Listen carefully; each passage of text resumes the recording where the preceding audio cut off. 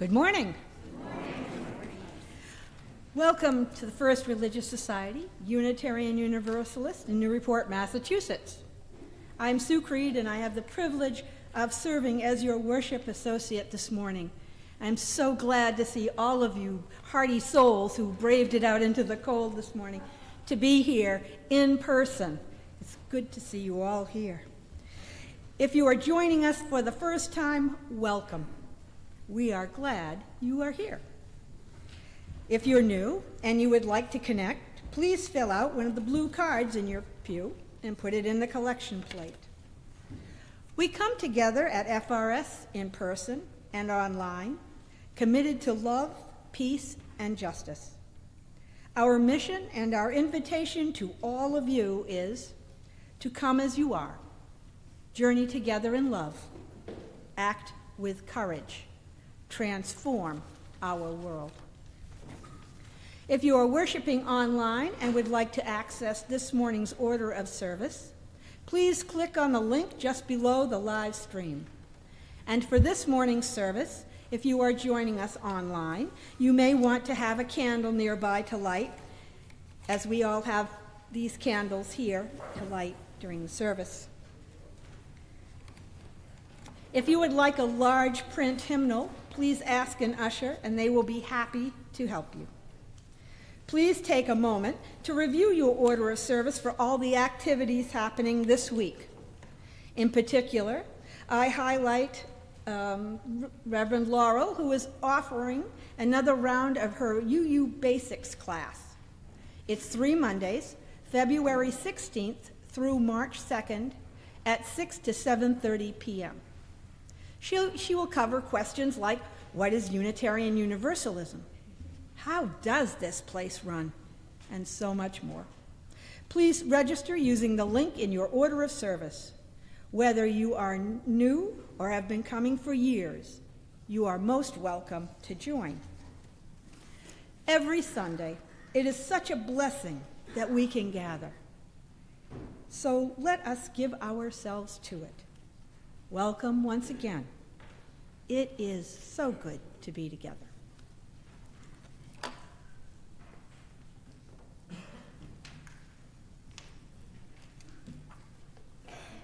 It is indeed good to be together. And I want to echo Sue's welcome and thanks for those of you who came here in the, what did they say it was going to be, negative 25-degree wind chill? Either I'm becoming more of a New Englander or it's not quite negative 25, but I'm glad to have everyone here. And welcome to those of you online. I really want to invite you into this special service.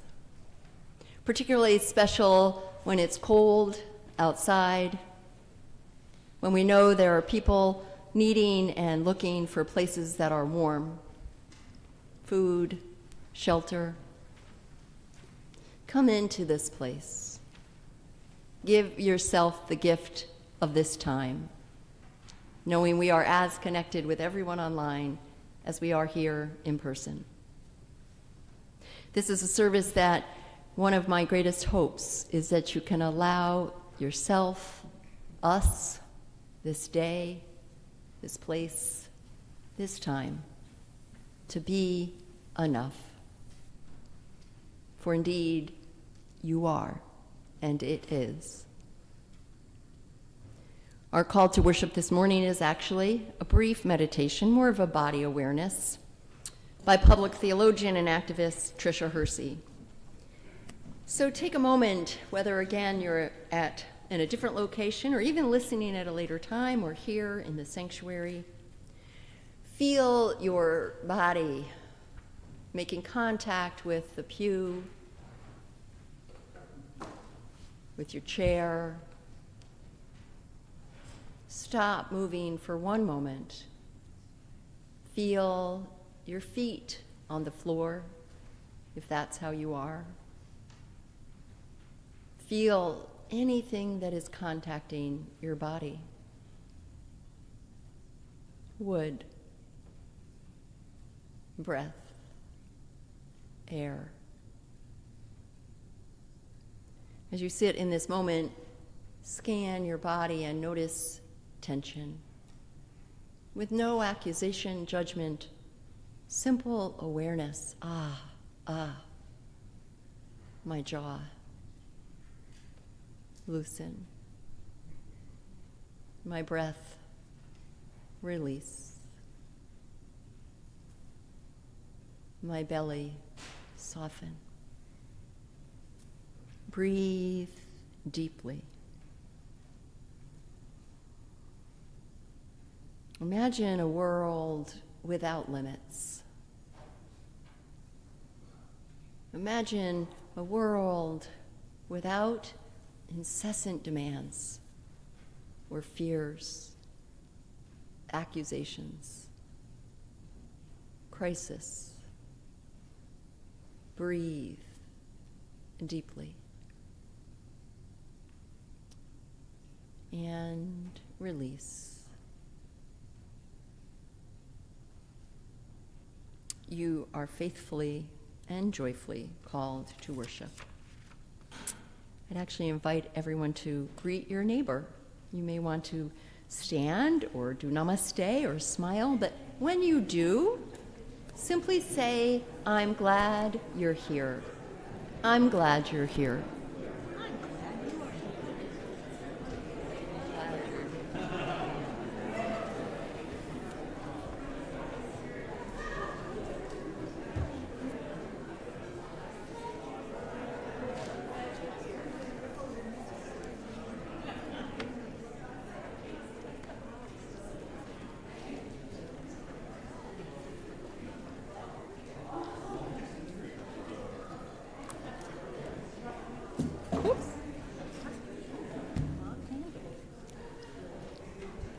Okay. Let's rise now in body or in spirit and join together in our opening hymn, number 347, Gather the Spirit.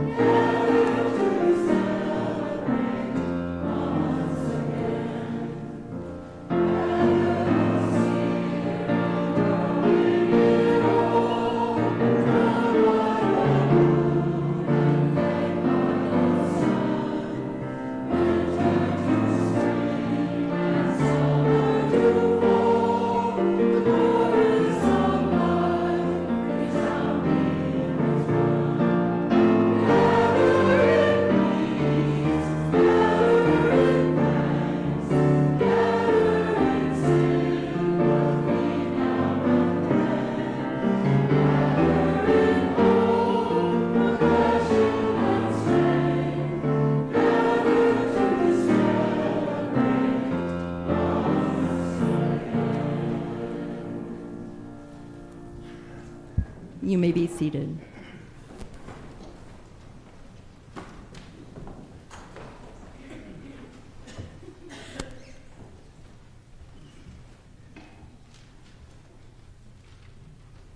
Please join in saying our chalice lighting words as my fellow worship associates light the chalice. The words can be found in your order of service. We gather this hour as people of faith, with joys and sorrows, gifts and needs. We light this beacon of hope, sign of our quest for truth and meaning in celebration of the life we share together.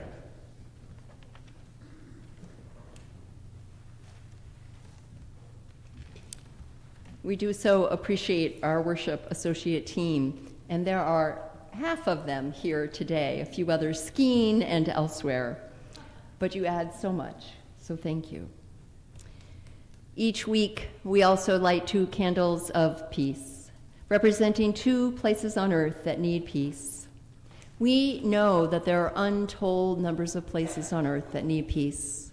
These 2 we will lift up and hold in our hearts in this service and through the week ahead.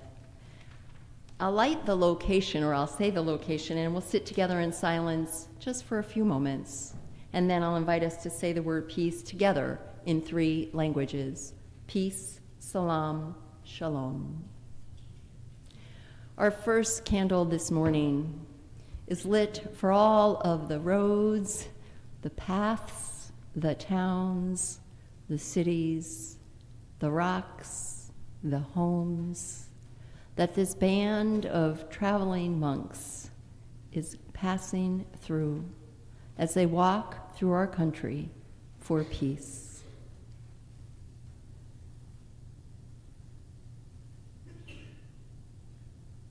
And to this we respond: peace, salam, shalom. Our second candle this morning is lit for the emergency shelter that has been created with more than 8 organizations, including FRS, and I'm looking at some of the folks who've been there last night. This was a call to the community this summer by the Salvation Army to churches, many of whom we would not normally partner, saying we have space, we have money, we know the need is great. There are more people homeless in Newburyport and the surrounding towns than most are at all aware. And there is no service, no place for them to go. Join us and let's create a warm, safe place. So every evening that it goes to 20 degrees or below, there are 3 volunteers, well-trained, who are there all night long.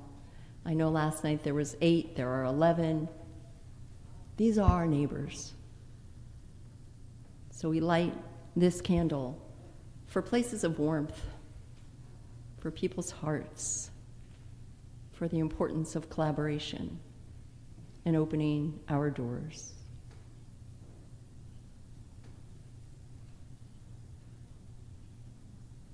And to this we respond: peace, salam, shalom. Let's rise in body or in spirit and join together now in our affirmation of faith, followed by the doxology. The words can be found in your order of service. Love is the doctrine of this church. The quest of truth is its sacrament, and service is its prayer. To dwell together in peace, to seek knowledge in freedom, to serve humankind in fellowship, to the end that all souls shall grow into harmony with the divine. Thus do we covenant with each other and with God.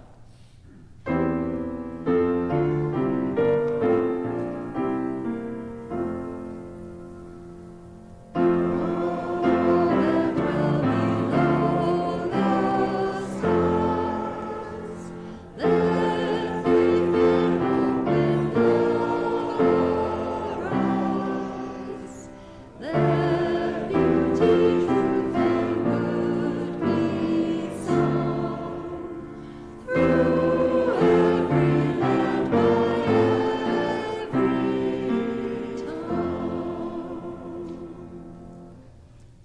seated.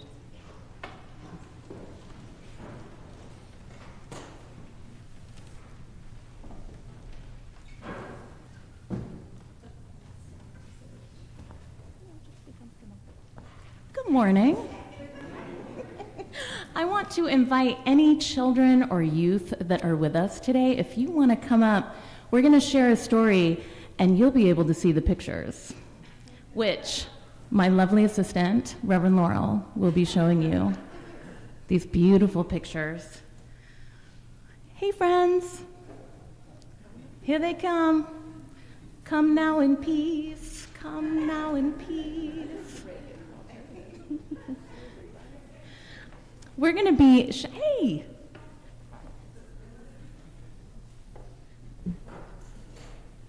We're going to be sharing a really beautiful story today.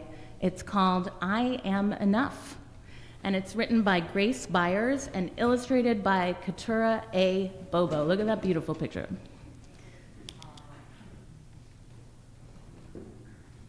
Hi, everybody. Like the sun, I'm here to shine. Like the voice, I'm here to sing. Like the bird, I'm here to fly and soar high over everything. Like the trees, I'm here to grow. Like the mountains, I'm here to stand.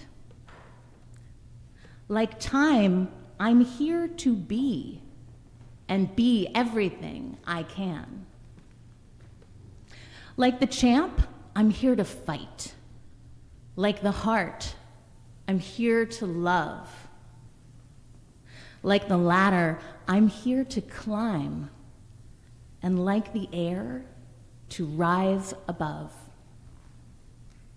Like the wind, I'm here to push.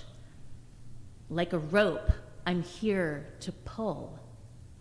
Like the rain, I'm here to pour and drip and fall until I'm full.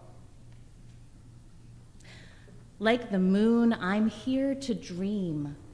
Like the student, here to learn. Like the water, here to swell. Like the fire, here to burn. Like the winner, I'm here to win. And if I don't get up, and if I don't, I'll get up again. I know that sometimes I may cry, but even then, I'm here to try. I'm not meant to be like you. You're not meant to be like me. Sometimes we will get along, and sometimes we will disagree. I know that we don't look the same, our skin, our eyes, our hair, our frame, but that does not dictate our worth. We both have places here on earth. And in the end, we are right here to live a life of love, not fear. To help each other when it's tough, to say together, I am enough. Good one. Please join in singing hymn number 413, Go Now in Peace, as we sing the children downstairs to Young Church. Thank you.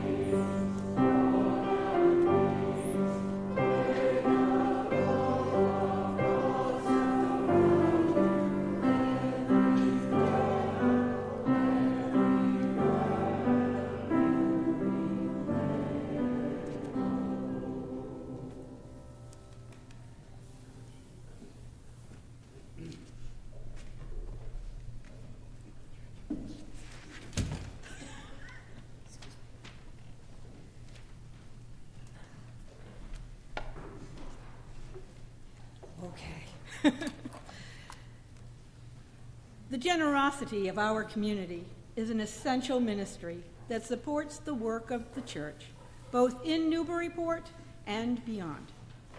Each week, 50% of the Sunday offering, not designated as a pledge, goes to a local community partner engaged in the important efforts to transform our region. Our community partner for the first half of February is the Mass Coalition to Prevent Gun Violence, UTEC. The Massachusetts Coalition to Prevent Gun Violence brings together over 120 organizations across the state, including First Religious Society, to end the epidemic of gun violence by advocating for improved policies around gun safety and partnering with community organizations working to end violence in their neighborhoods. In an average year, Massachusetts, 259 people die by guns. The coalition envisions a world where every one of us in every zip code lives free from the threat of gun violence. To give online, please use the link in your order of service or below the live stream. You can also make a contribution by text, and of course, you can always mail a check to the church as well. Thank you. This morning's offering will now be greatly received.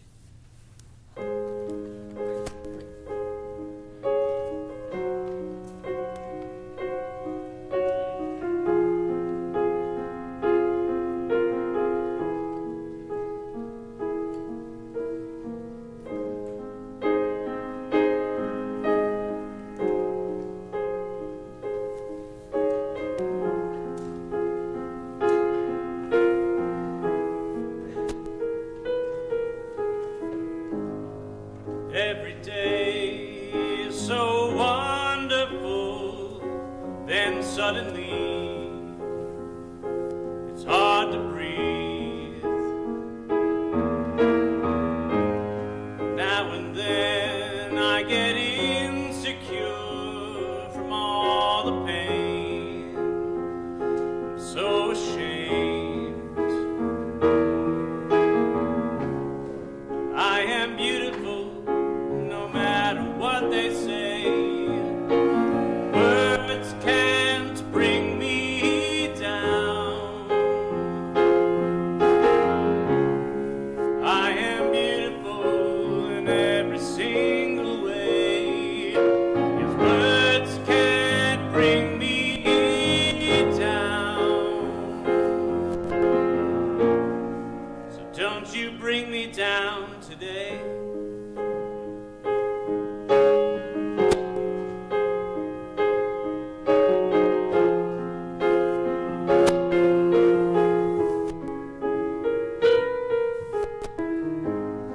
To all your friends, your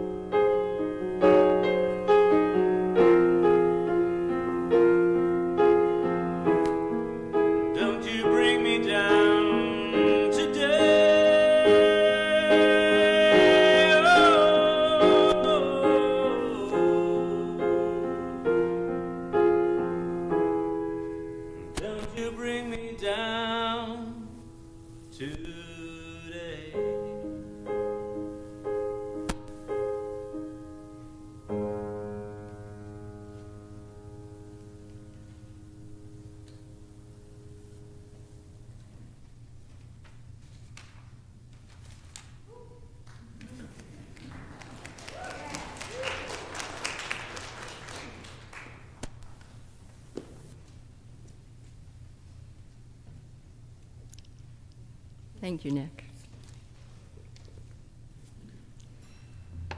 We sing that song, or listen to that beautifully sung song, because of its meaning, and particularly I wanted to lift up the impetus behind it for all the children who are bullied, who are made to feel less than, who are injured and hurt with words and otherwise.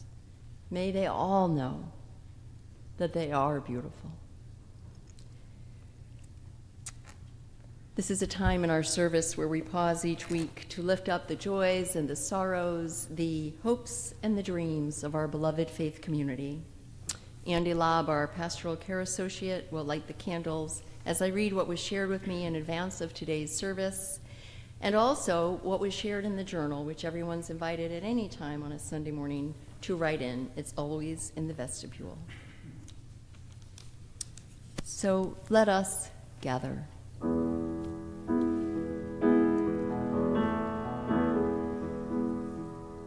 Open my heart to be a sanctuary, all made holy, loved and true. With thanksgiving, I'll be a living sanctuary for you.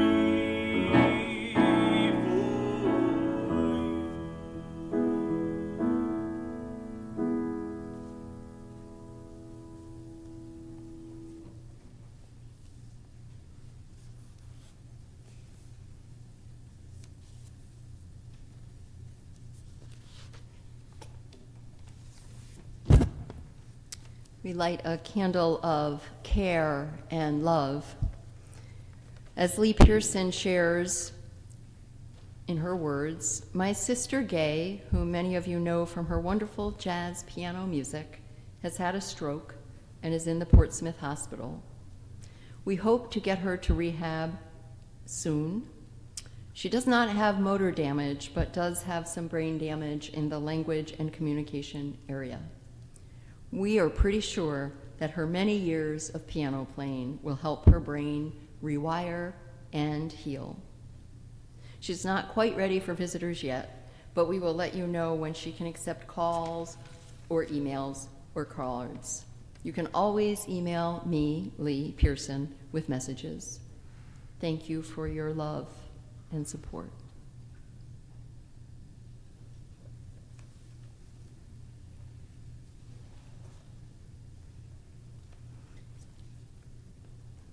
We light a candle of joy offered by Sandra Thaxter and Annie Maurer, right, who share that members of Small Solutions announces that in the year 2026, 6 of the young people who are a part of our education programs will graduate from Kenyan universities.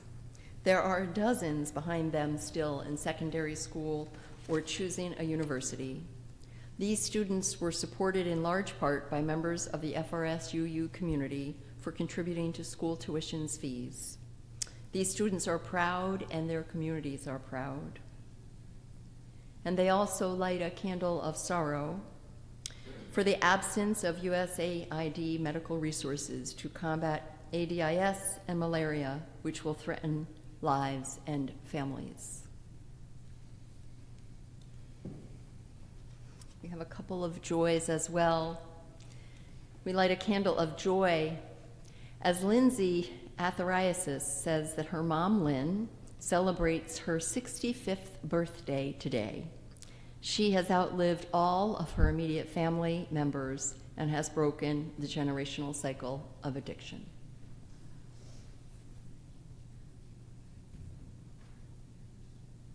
We have another candle of joy. Amy Cameron writes that Amy, Oliver, and Cody are wishing a very happy birthday, 50th birthday, to Brian this week. His kind heart, steady presence, and humor light up our lives. We love you very much. Yeah, Dad's like, oh goodness, happy birthday. And we light one final candle, as we do each week, for all of the joys and all of the sorrows that, although unspoken, are held in just as much love and care. Let's join our voices.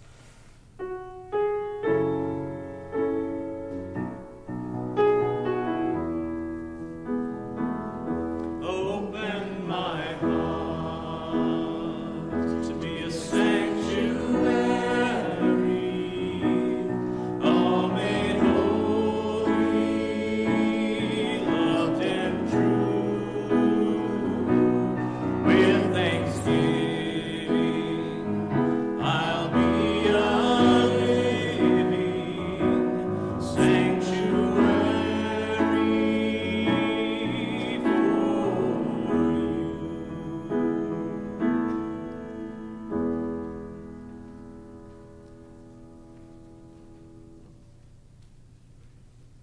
Let's join now in a spirit of prayer, meditation, or contemplation through the words of a poem by Andrew Defaya entitled Enough. Listen.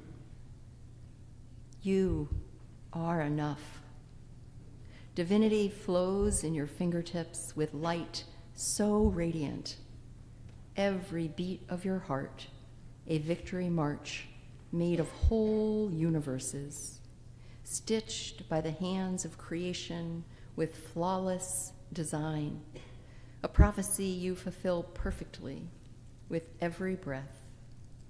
You, the sun wouldn't shine the same without it. Creation is only waiting for you to smile back at it. Do you see it yet? You are enough. For the birds to sing about, for the seeds to sprout about, for the stars to shoot about. Do you see it yet? Gardens in your speech, fields of wildflowers in your prayers, lighthouses in your eyes. No one else can see it for you. You have always been enough. You will always be enough. Your simple act of being is enough. Do you see it yet? May it be so.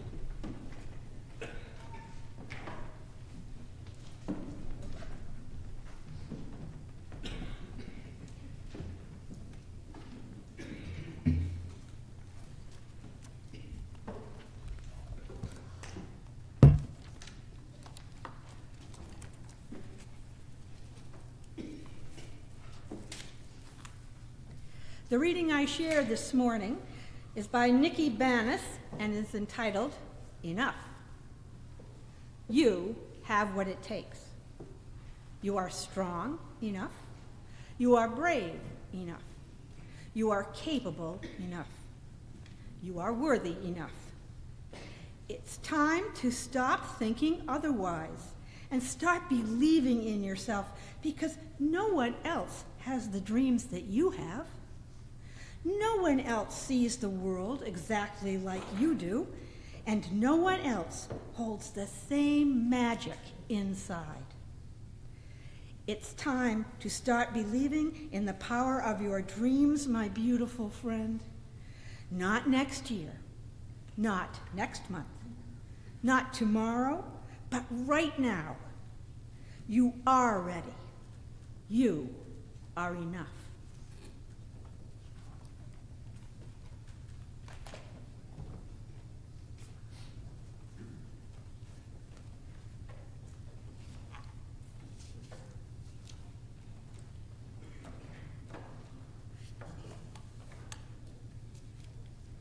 I shared with the choir when we were gathering before the service how this particular worship service came into being.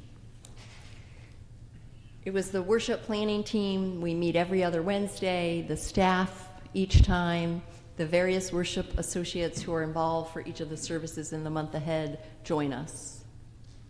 And we create together. So we were talking about the monthly theme of questions that matter. And we had gone through the service from last week about calling and what it means. And as we were talking about the weeks ahead, someone said, I just wish our kids knew they were enough. I just wish they weren't constantly told they needed to do more, be more, achieve more. I just wish they knew they were enough. So the service was born, and we co-created it. When the description went out in the steeple, I received an email from one of our members in their 80s who self-disclosed and said, "Thank you. I've never believed I was enough." Our Christian roots, our being Unitarian Universalist, Unitarian Universalism's Christian roots tell us that we are enough. We are, quote, fearfully and wonderfully made. My frame was not hidden from you when I was made in the secret place, when I was woven together in the depths of the earth. Psalm 139. The world religions from which Unitarian Universalism draws tell us that we are enough. To be beautiful means to be yourself. You don't need to be accepted by others. You need to accept yourself. Thich Nhat Hanh, Buddhist monk. The Jewish Torah tells us the work was enough. Exodus 36. The wisdom of indigenous people through the words of Robin Wall Kimmerer tell us that we are enough. Recognizing enoughness is a radical act in an economy that is always urging us to consume more. Robin Wall Kimmerer. Activists working to end oppression tell us we are enough. Our worth does not reside in how much we produce, especially not for a system that exploits and dehumanizes us. Rest, in its simplest form, becomes an act of resistance and a reclaiming of power because it asserts our most basic humanity. We are enough. Tricia Hersey. And the first principle of our Unitarian Universalist faith proclaims that not only are we enough, but every person is enough.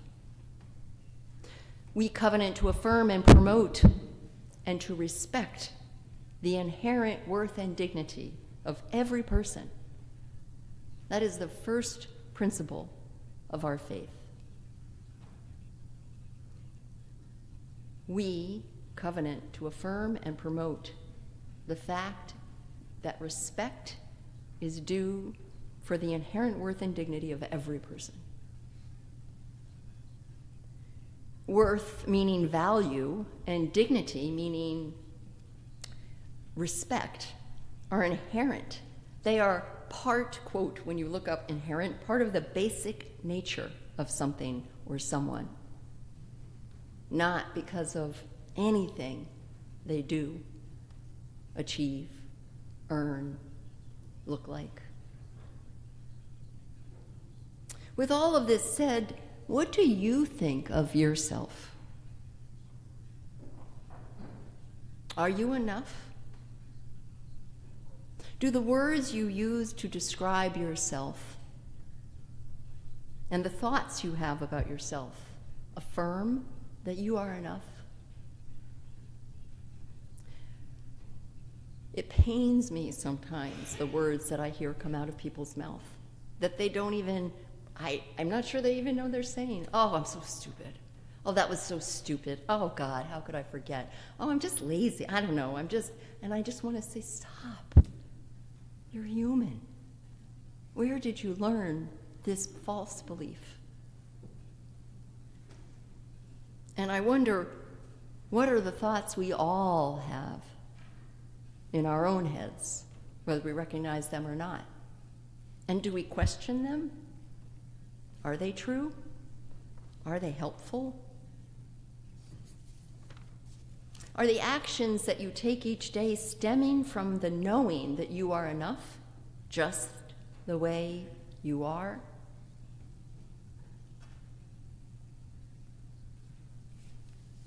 I'm not preaching from on high on this one. As you've been listening and learning, I think you already knew about me, but certainly some of what I've shared in my own evolution recently, the last couple of years, I didn't know I was enough. And I fell prey to everything I'm going to talk with you about. My friends, you are enough. No matter your age, no matter anything about you. So I invite you to turn on your candle. I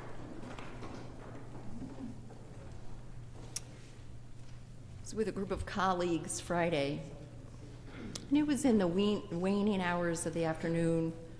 It wasn't dark, it wasn't light. We were sitting in a church parlor in New Hampshire talking, and someone had the idea, because the candles were around, let's turn off or dim the lights, and let's just sit and talk, holding candles. And across the room, we all said, oh my God, did I need that? My friends, look at your candle. You are enough. Every single one of us. And if anyone has ever told you that you're not, I am sorry. The truth is that we are all given the message that we're not enough. Our society swims in not enoughness. Marketing tries to sell us all that we need to be, fill in the blank, thin enough, young enough, strong enough, right complexion. We're conditioned to scroll on social media, look at ads on television, and look at doctored pictures of reality. Capitalism needs us to consume. Companies spend a lot of money, and I didn't look it up because I don't think I want to know, trying to ensure that we consume. What I do know from my son is that if the cosmetic industry, whatever, right, were to stop or collapse, the economy of the United States of America would collapse. That's serious. Companies spend a lot of talent, money, and time making sure we consume, or at least that we wish we could. In all of that, we are hurting our self-esteem. We're wounding our perception of the truth of our inherent worth and dignity. And consumption also hurts and disrespects nature. We are hurting the earth as we consume and pillage her resources, often in some quest to be enough. We work too hard, drive our bodies too hard, and we do not care for our souls. We fall prey to the damaging lies. We live in what theologian, writer, and activist Tricia Hersey calls the grind culture. She defines this as a culture that believes that our worth is based on productivity. She tells us how this culture, this grind culture, treats people like machines. This is not new. Go back and study history a bit and some of the revolutions that have happened. It exploits, I'm now quoting her, Tricia writes, it exploits this grind culture that the worth of us is based on what we produce, exploits the population, the general population, for the economic gains of a few wealthy elites. And that is becoming more and more clear. And then it tosses people aside when they're no longer useful. What happens if we're older, disabled, ill? Maybe, like young people today in certain industries, they're being replaced. It destroys people physically, mentally, and spiritually. Hersey traces and teaches the inextricable connections between capitalism and white supremacy, which both place the worth and dignity, white supremacy places the worth and the dignity of white people above all others, especially black people. And I add, especially black trans women.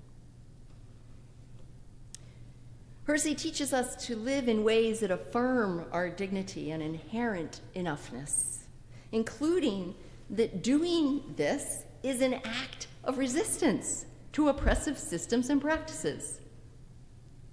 We are so, some of us, entranced in this that we don't even realize, and I want to make a confession of my own about this. So Hersey created, I think it's 2016, I may be wrong, but I think it was, anyway, maybe it was during COVID-19. Regardless, she's created something called the NAP Ministry.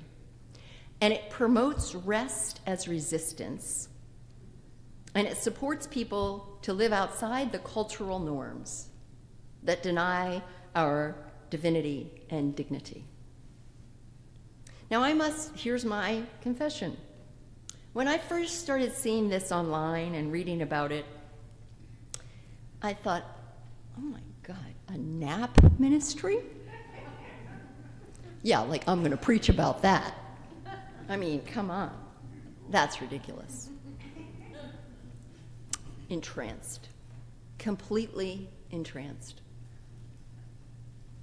Completely entranced to the fact that it is actually social activism to resist and live outside the forces of capitalism, white supremacy, all of these things that separate us from our own worth, each other's worth, the worth of the earth and all her creatures. Hersey writes this about this rest as resistance. She says, and I'm quoting, resting, slowing down, napping, and sleeping will truly be a resistance, since the systems make us hard and machine-like. Rest keeps us tender, and there's power in our tenderness and care. We will have to slow down enough to listen to what our hearts and bodies want to share with us. Collective care, imagination, and rest are so vital to collective liberation. Without them, we will not make it. I've come to believe, this is now me, that we must be able to rest if we are to know we are enough. We need people who can remind us we are enough. And we then need to remind ourselves and others that they too are enough.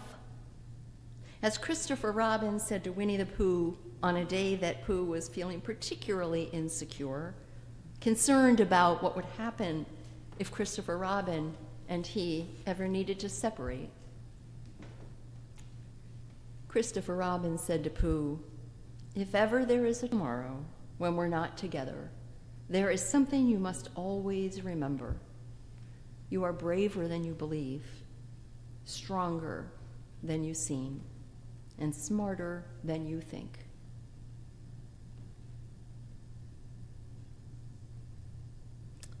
Look at your candle again. You carry the light of the world in you. So says all the world's religions, so says physicists, so says all. We are deeply interconnected. We are stardust.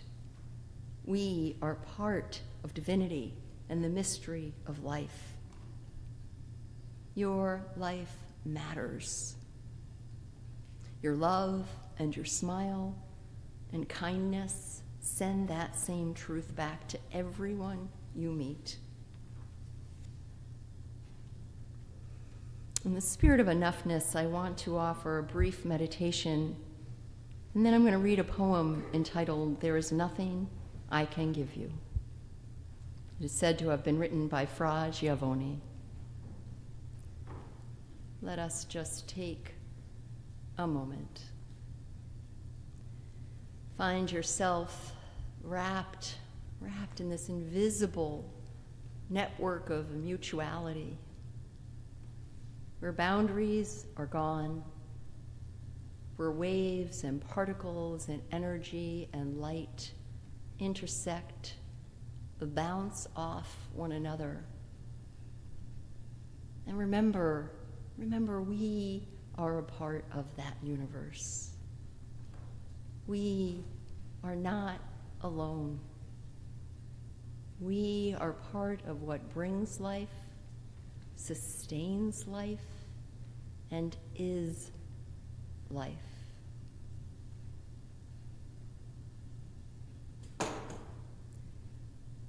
Bring into your mind's eye now that part of you that you deem wrong, not enough. Maybe you learned this as a child. Maybe it's happened as your life has gone on. Can you look at the absurdity of that belief? Can you feel and see the damage it has done and does every day? Can you allow yourself to live in the same inherent worth and dignity that we as Unitarian Universalists promote in the world? Can you allow yourself to know that we are part of the web of existence, just as we are, just as we breathe? We are. You are enough.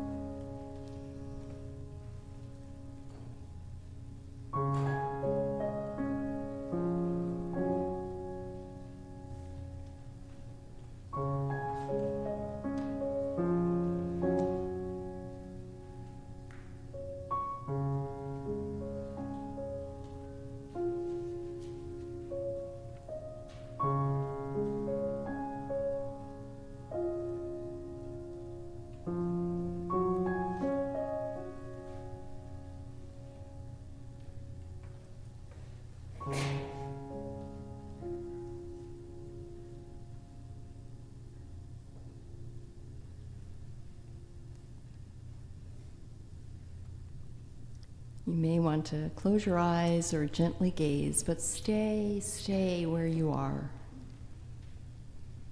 There's nothing I can give you. I am your friend, and my love for you goes deep. There's nothing I can give you which you have not got.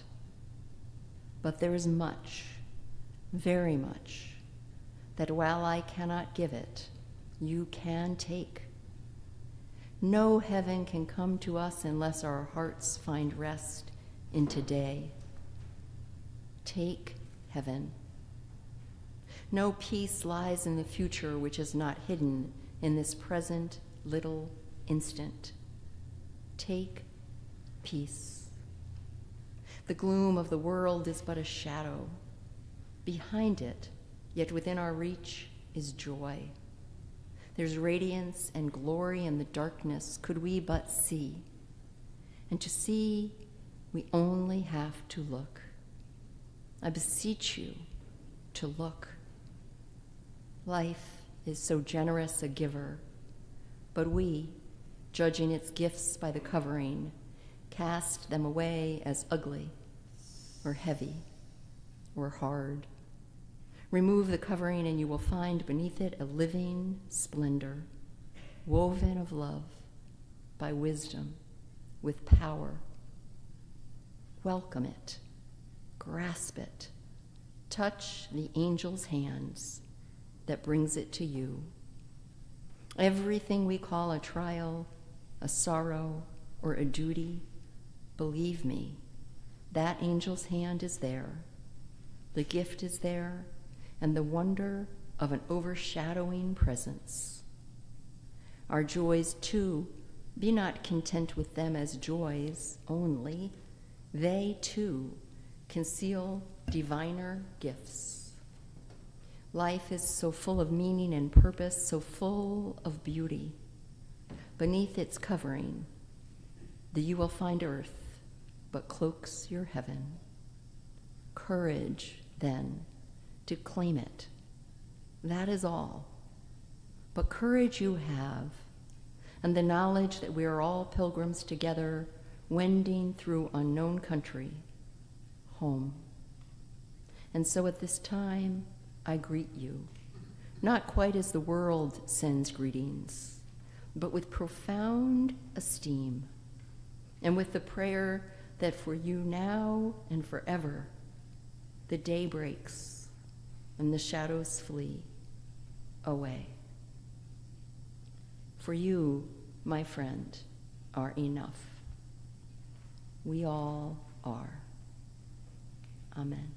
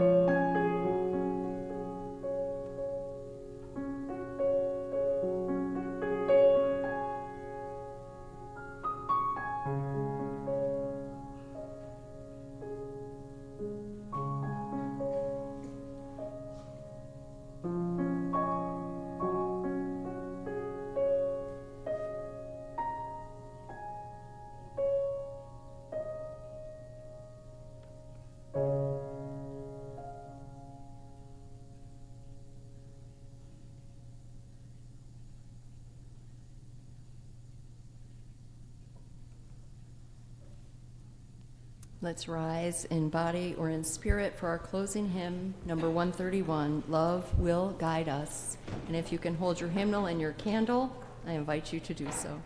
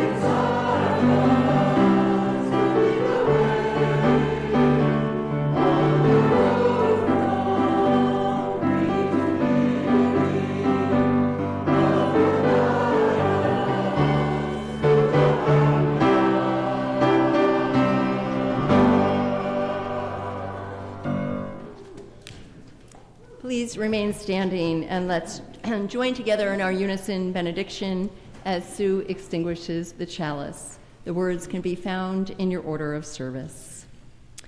May the love which overcomes all differences, which heals all wounds, which puts to flight all fears, which reconciles all who are separated, be in us and among us now and always. My friends, just for this day, may you imagine that you knew in the deepest cells of your being that you are divine. Divine simply meaning you are life. You are here. You are worthy. Just for this day, may we not scroll, may we not toll, and may we look with love on each other. May we no longer say, "What did you do?" but instead ask, "How are you?" May we love ourselves just as we are and bring that same belief and love into everything we do, every breath we take, every thought we have. My friends, as we go from this place, may we go lifted up. May we go knowing the light within us is implanted in us. It is. We don't make it so. We don't prove it so. Each and every one is inherently worthy. Go in peace, my friends. And if you're so moved, take your candle home, share it with a friend. Go in peace. Return again in great joy. Amen, and blessed be.